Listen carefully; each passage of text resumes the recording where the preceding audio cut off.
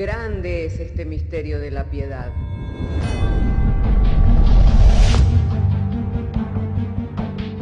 Si se destruyeran los fundamentos, ¿qué ha de hacer el justo? Porque con un solo sacrificio hizo perfecto para siempre a los santificados. Justificados por la fe, tenemos paz para con Dios. Juntamente con Él nos resucitó y nos hizo sentar en los lugares celestiales con Cristo Jesús. Fundados Y firmes en la fe, tenemos paz para con Dios. Bienaventurados los pobres en espíritu, porque de ellos es el reino de los cielos. Bienaventurados los que lloran, porque ellos recibirán consolación. Bienaventurados los mansos, porque ellos recibirán la tierra por heredad. Bienaventurados los que tienen hambre y sed de justicia, porque ellos serán saciados. Bienaventurados los misericordiosos, porque ellos alcanzarán misericordia. Bienaventurados los de limpio corazón, porque ellos verán a Dios. Bienaventurados los pacificadores, porque ellos serán llamados hijos de Dios. Bienaventurados los que padecen persecución por causa de la justicia, porque de ellos es el reino de los cielos. Bienaventurados sois cuando por mi causa os vituperen y os persigan, y digan toda clase de mal contra vosotros mintiendo. Gozaos y alegraos, porque vuestro galardón es grande en los cielos.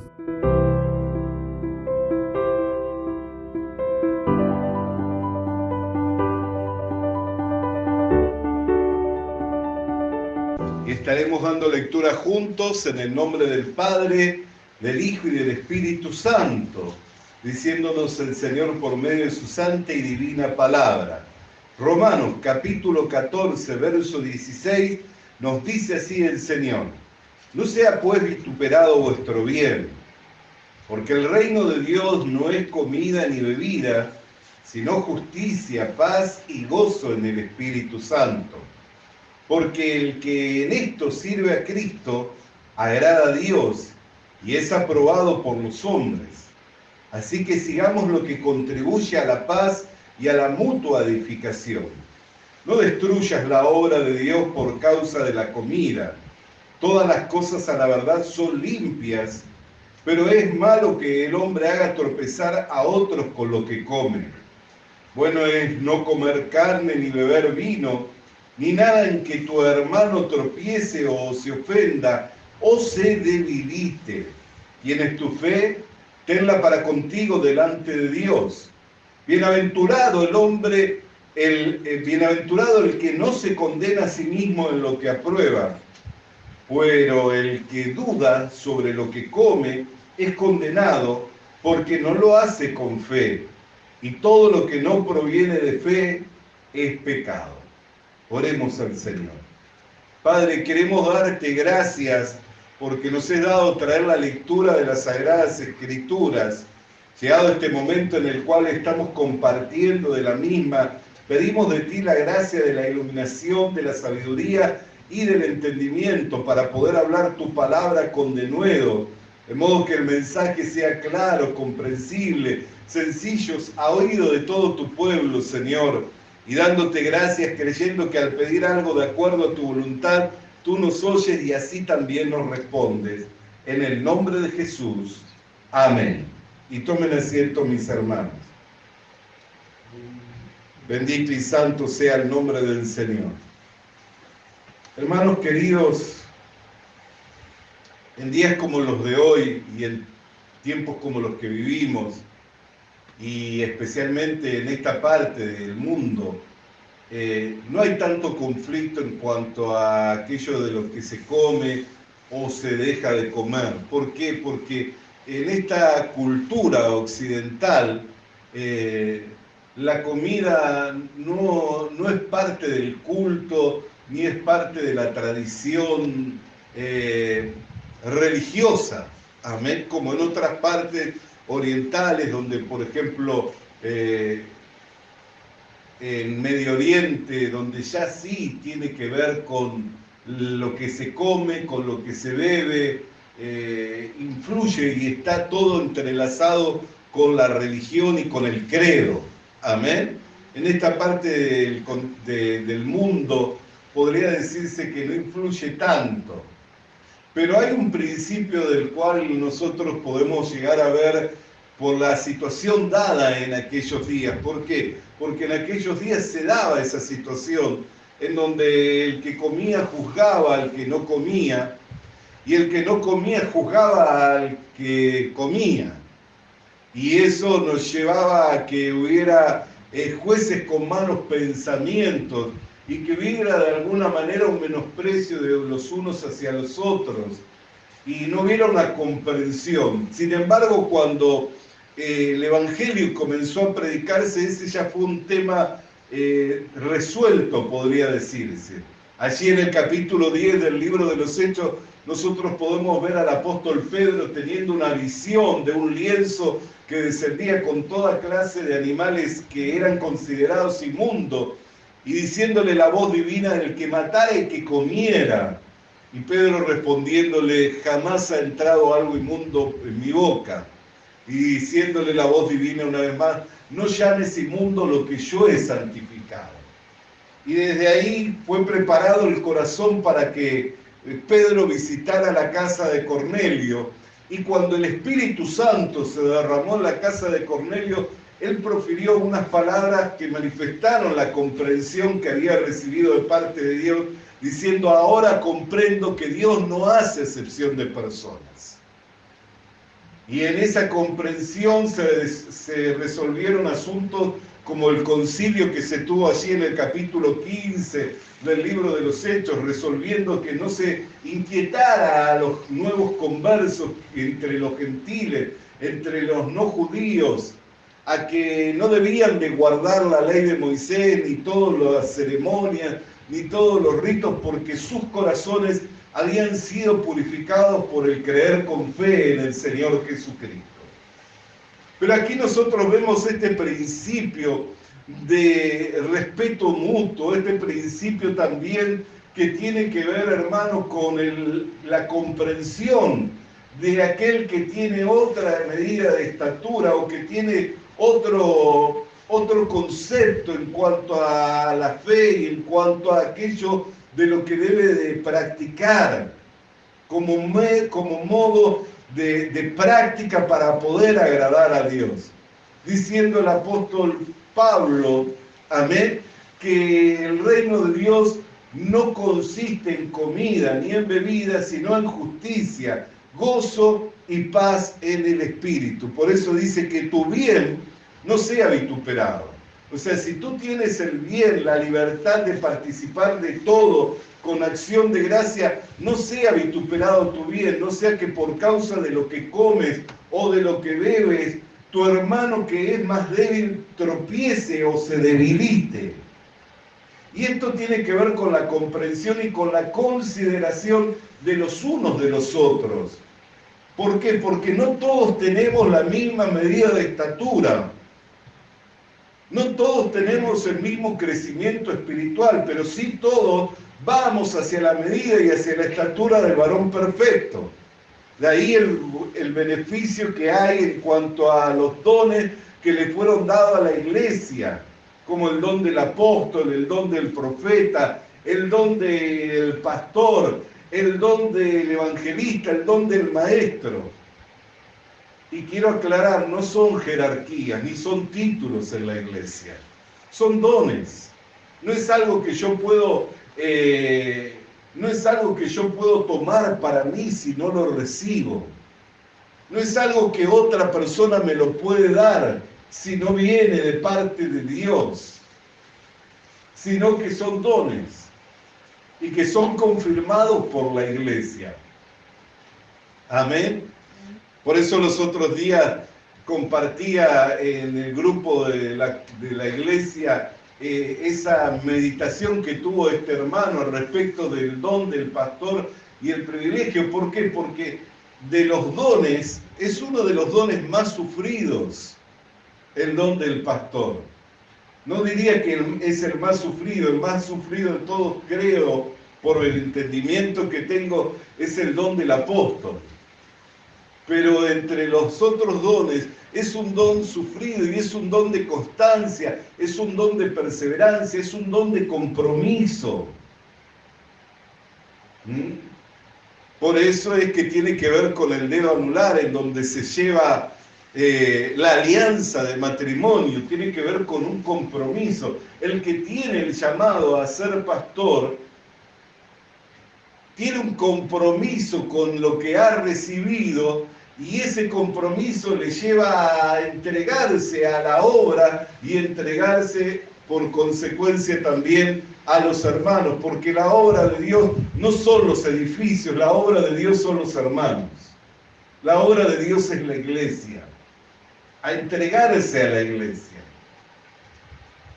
Bendito y santo sea el nombre del Señor. Entonces el apóstol Pablo comienza a llevar a la congregación a que tuvieran una reflexión, a que comenzaran a tener una meditación en cuanto a qué, en cuanto a la comprensión y en cuanto a la consideración, porque no todos tienen la misma medida de estatura espiritual, y no sea que tu bien sea vituperado por nosotros, por cuanto, por lo que comes, por lo que vistes, por lo que calzas, por lo que hablas.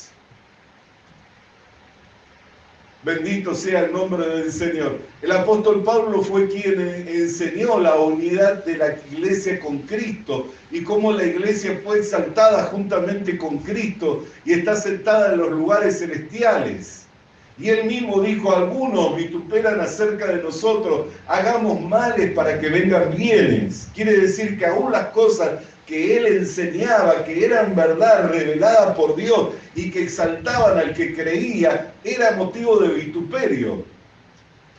Así también muchos de nosotros somos vituperados aún por los mismos hermanos, diciendo que nosotros somos salvos, siempre salvos, como si eso fuera algo malo, cuando es una gracia de Dios. ¿Por qué? Porque la salvación no la dejó en nuestras manos, sino que se encargó Él enteramente, completamente, para que tuviéramos seguridad y para que tuviéramos confianza en Dios. Sin embargo, hay gente que lo ve como una ofensa, decir salvo, siempre salvo. Y también dice: entonces hagamos males para que vengan bienes. Quiere decir que no importa lo que hagas, siempre vas a ser salvo. Y por supuesto, amén. ¿Por qué? Porque la salvación no depende de la obra que yo hice, porque no es por obra de justicia que yo haya hecho, sino es por la santificación, por la justificación, por la redención, por medio de Cristo Jesús. Por eso Él se hizo para nosotros justificación, santificación, redención, sabiduría. Bendito y santo sea el nombre del Señor. Ahora, ¿esto implica de que hay libertad para hacer lo malo? No, el hacer lo malo también trae sus consecuencias. Y conlleva consigo castigo y conlleva consigo dolor. Amén. Sino que esto es justamente poder y fortaleza para vivir una vida de justicia, poder y fortaleza para vivir una vida agradable al Señor. Entonces, aún las cosas que se hablan entre los mismos hermanos muchas veces es motivo de vituperio, motivo de burla o motivo de que se desprecie a otros. Así también de este otro lado, de los que son salvos por medio de la fe en el Señor Jesucristo, y que cuando ven a uno confesando sus pecados y arrepintiéndose, dicen: mirá qué engañado que está. ¿Cómo lo tiene engañado el diablo? También eso sucede. Mirá cómo lo tiene engañado el diablo. Mirá cómo nunca ha creído en el poder del Evangelio para la salvación. Y empiezan a hablar con menosprecio de un hermano sin considerar la necesidad del hermano. Y todos tenemos necesidad. Todos tenemos necesidad. Bendito y santo sea el nombre del Señor. Entonces, ¿qué es lo que hace el apóstol Pablo? Les lleva a que tengan comprensión, a que tengan consideración unos de otros.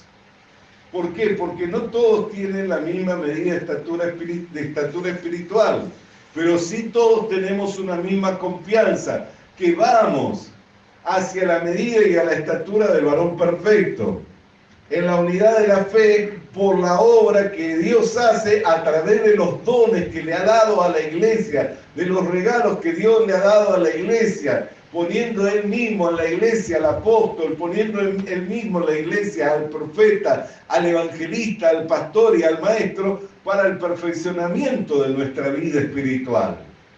Por eso es que es un don, es un regalo. Pero cumple un propósito, ¿cuál? Perfeccionar a los santos para la obra del ministerio, a fin de que todos lleguemos a la unidad de la fe y a la medida y a la estatura del varón perfecto. Por eso el que comenzó en nosotros la buena obra la perfeccionará hasta el día de Jesucristo. ¿Cómo la perfecciona el Señor? Dispersándose entre los que Él estableció.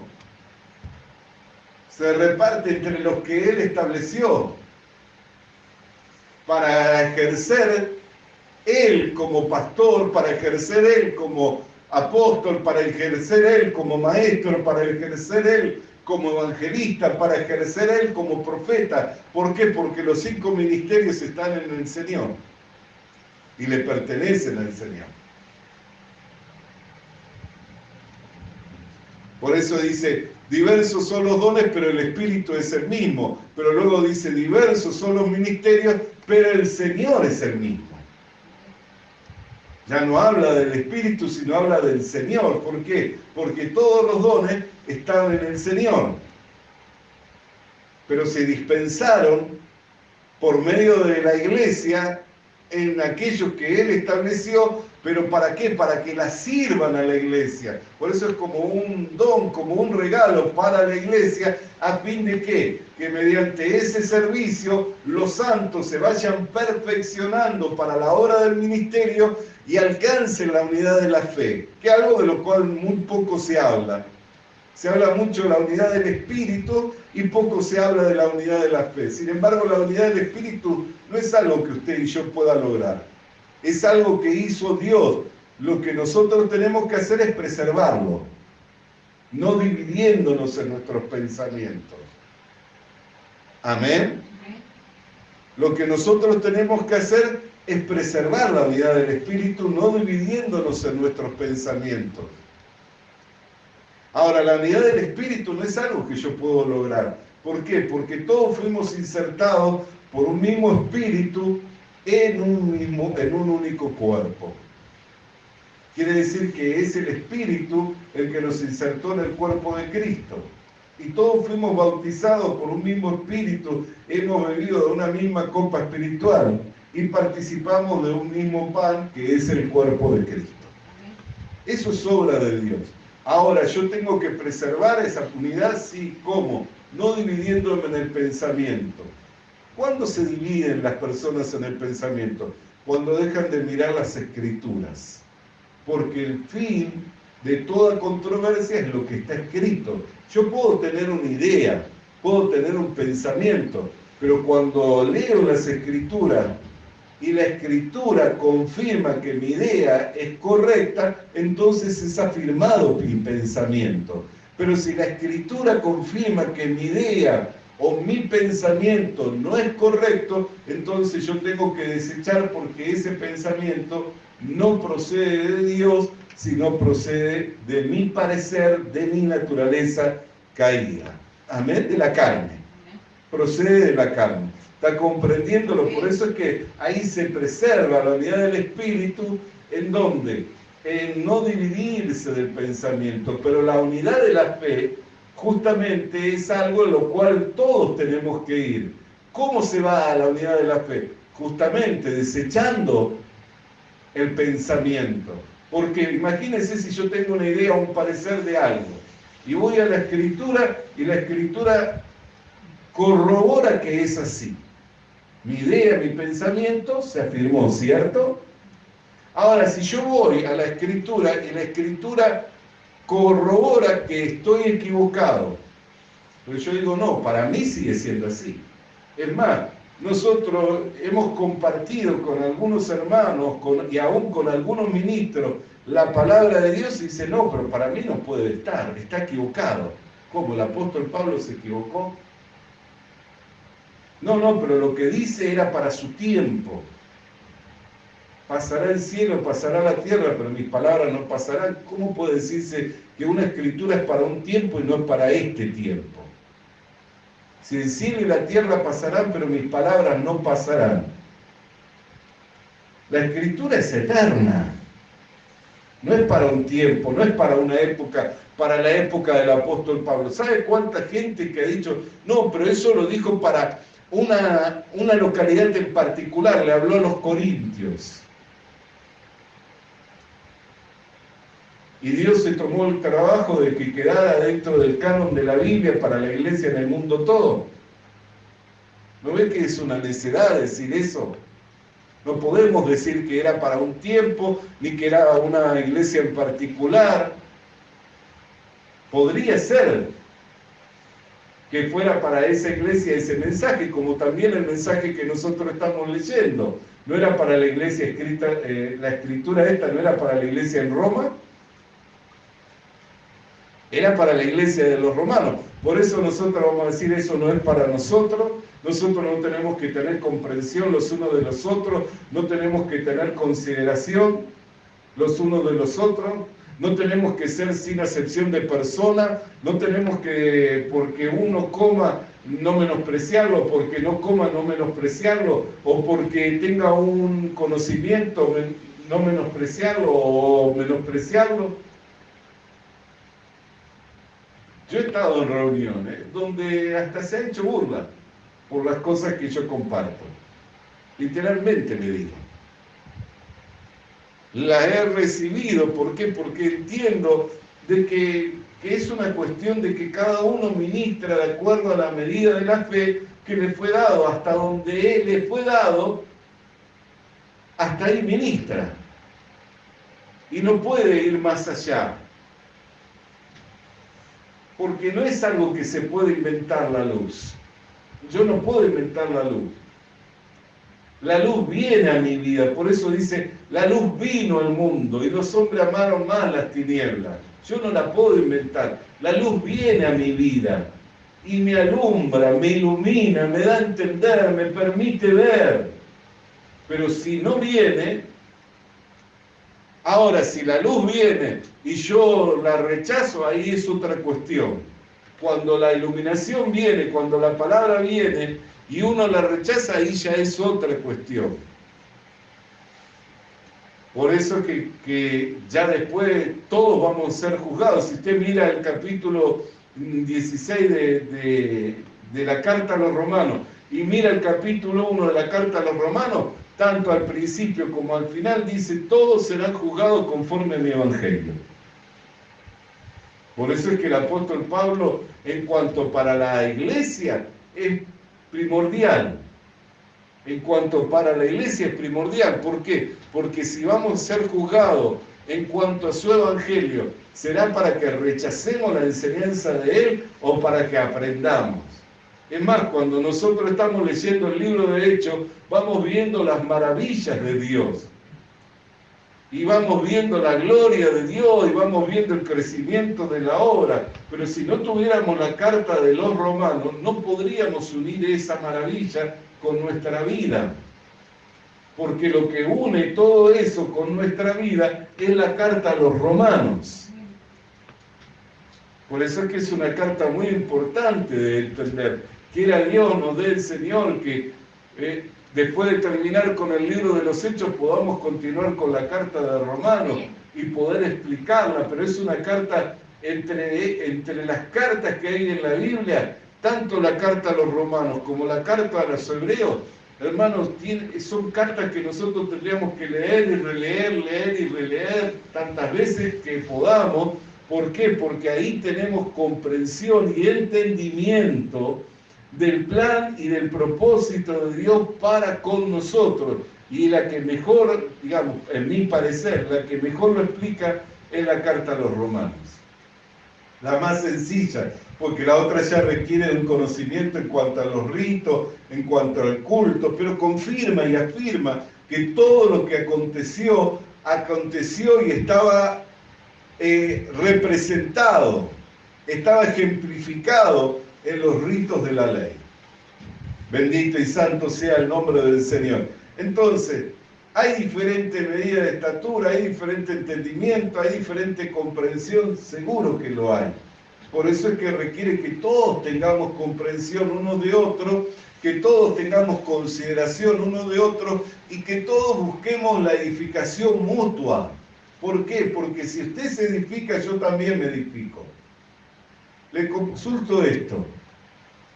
¿A usted no le trae un gozo cuando comparte algo con una persona y a esa persona eso que le compartió le trae una alegría, le trae una seguridad en Dios? ¿No le trae un gozo eso? ¿Y ese gozo qué es? ¿No es su edificación también? Es nuestra edificación.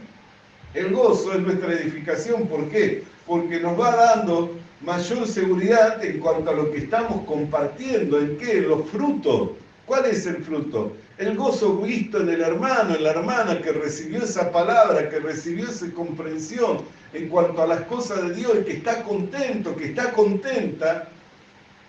Y entonces uno al ver esa alegría en el hermano y en la hermana dice, qué obra la de Dios, qué obra la de la palabra, cómo transforma los corazones, cómo cambia los pensamientos, cómo muda los pensamientos de frustración, de negatividad y trae un pensamiento nuevo. Y ahí Dios es glorificado, uno se goza en eso.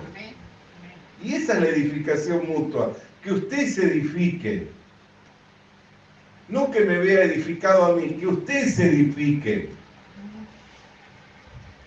Hay personas que tienen más preocupación porque lo vean edificado que en edificar.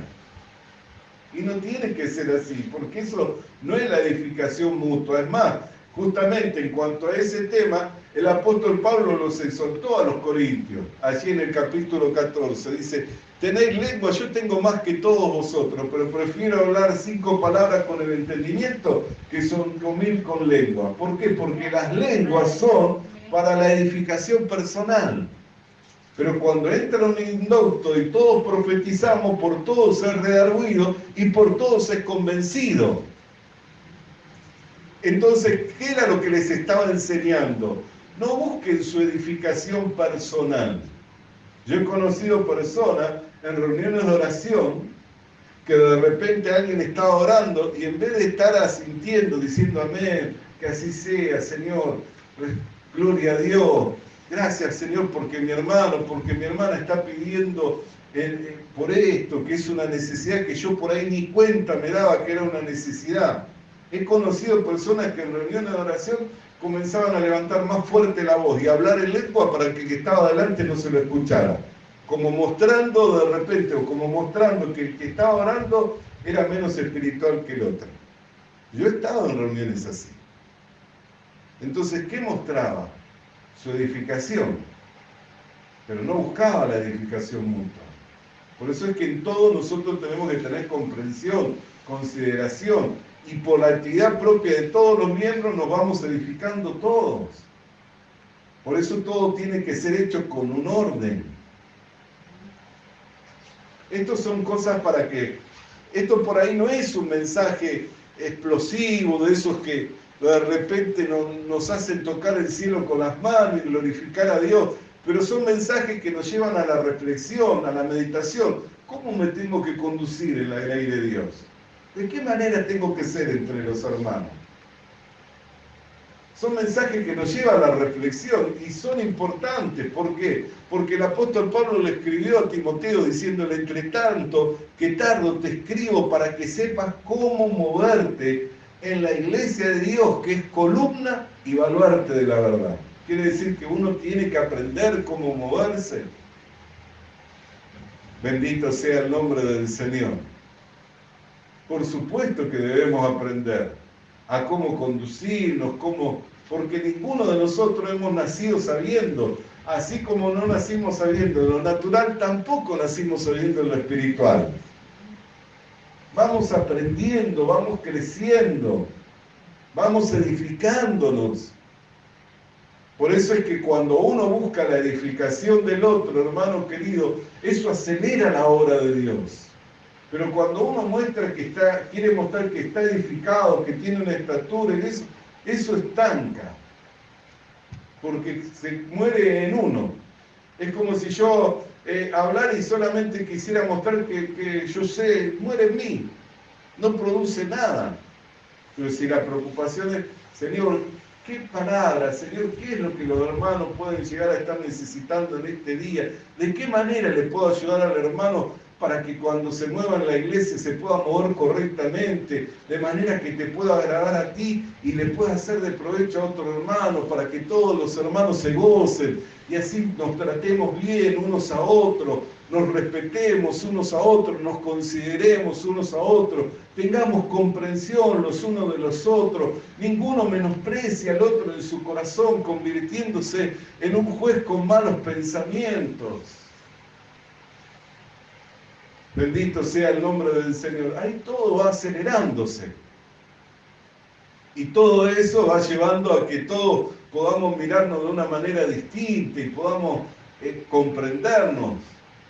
Y si Dios nos concedió algo, que lo podamos utilizar en provecho para edificarnos unos a otros. Ahora, cuando llega el versículo 22, dice, ¿tienes tu fe? Tenla para contigo delante de Dios.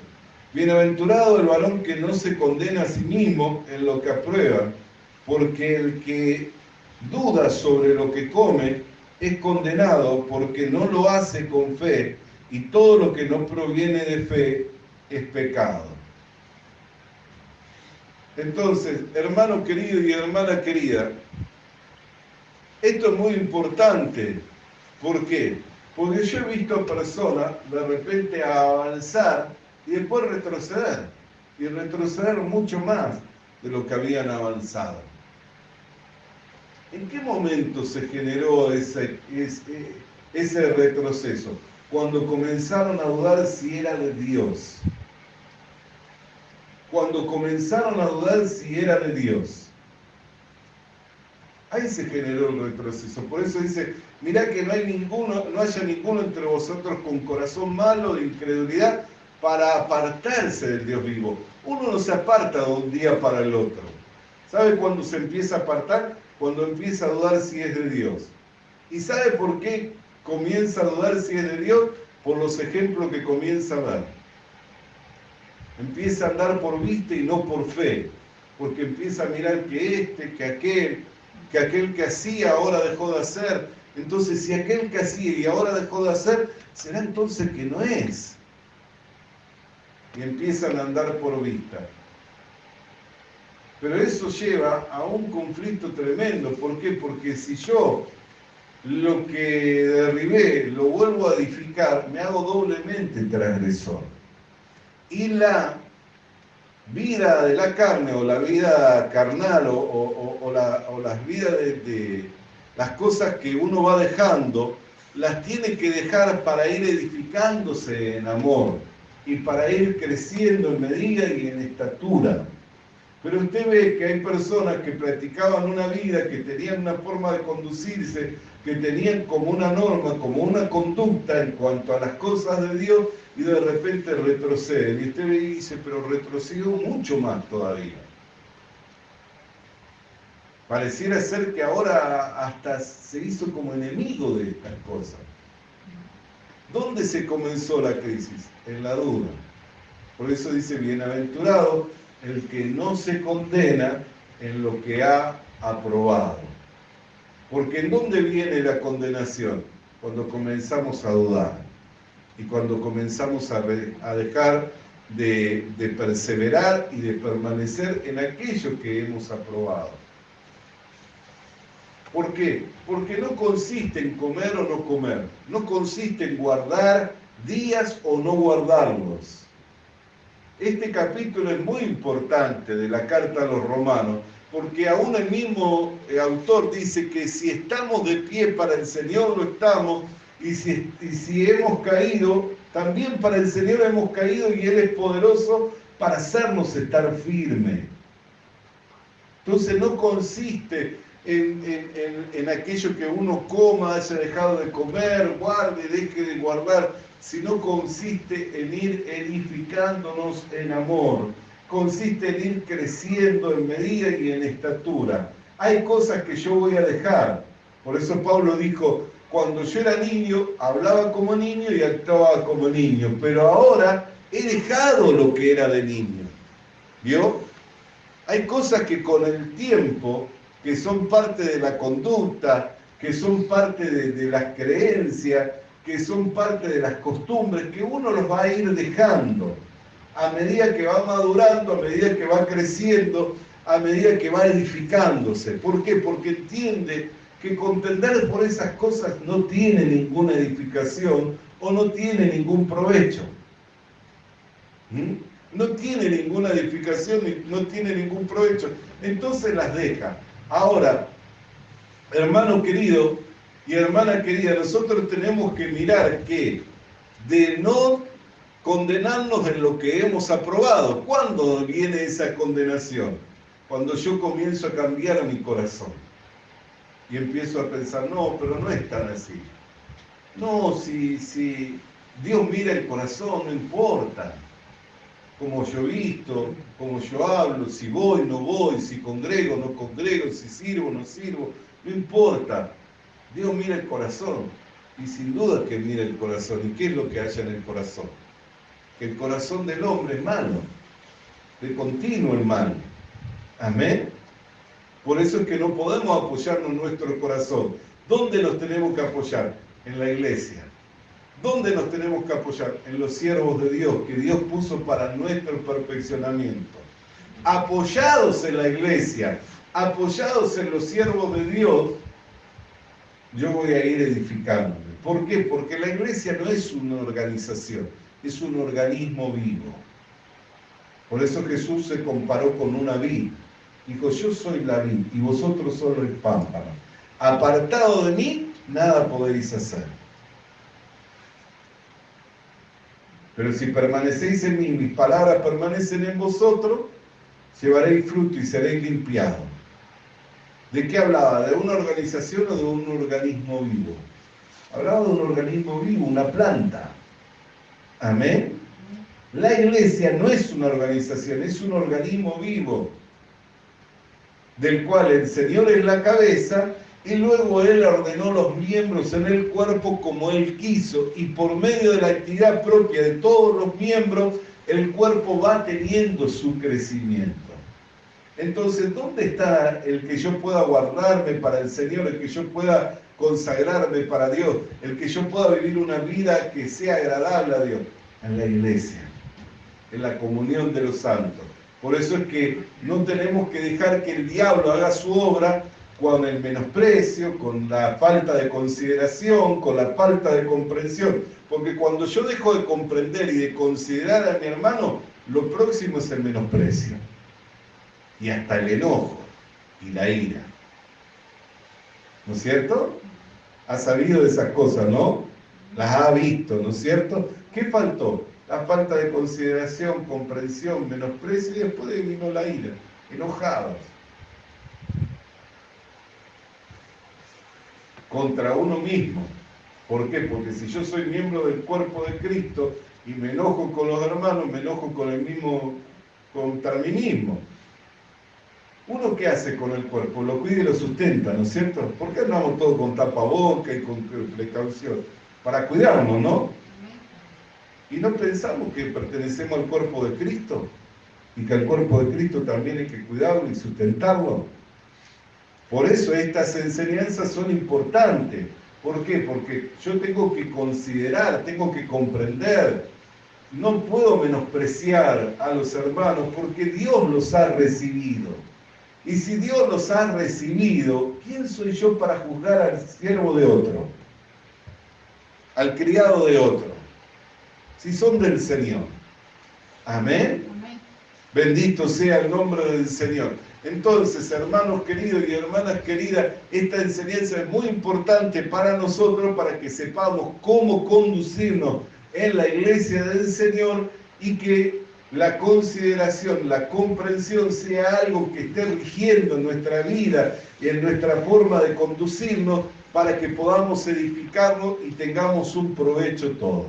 Oremos al Señor. Padre, queremos darte gracias por tu palabra, cual viniera a nuestras vidas mediante el poder, bajo la unción del Espíritu Santo, para la iluminación de nuestros entendimientos en cuanto a una vida, Señor, agradable a ti, Señor, de manera tal que seamos, Señor, sin acepción de persona, Señor, considerándonos, comprendiéndonos, entendiendo que no todos tenemos la misma medida espiritual, pero todos vamos hacia la medida y hacia la estatura del varón perfecto, y que por medio de la obra de la iglesia y a través de los ministros, Señor, que tú has puesto en la iglesia, Señor, ellos y nosotros, cada uno, vamos recibiendo, Señor, la edificación mutua, por lo que te damos gracias en el nombre de Jesús.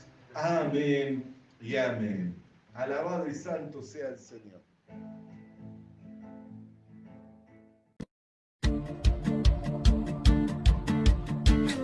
Visita nuestras redes sociales. Suscríbete activando la campanita. Comparte con nosotros el mensaje de la palabra de Dios.